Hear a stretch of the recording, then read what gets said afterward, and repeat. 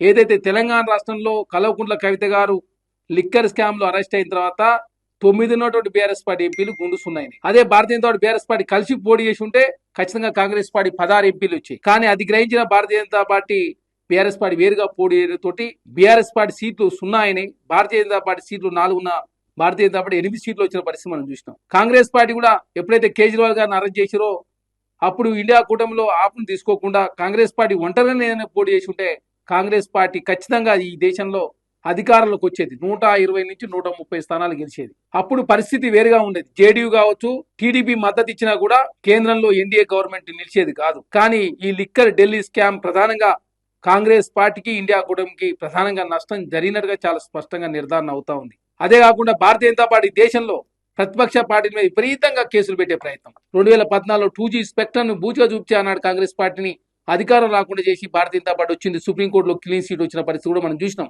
ఎప్పుడైతే స్కాములు జరిగినప్పుడు ఖచ్చితంగా స్కాములు జరిగినటువంటి పార్టీలకు నష్టం జరుగుతూ ఉంది.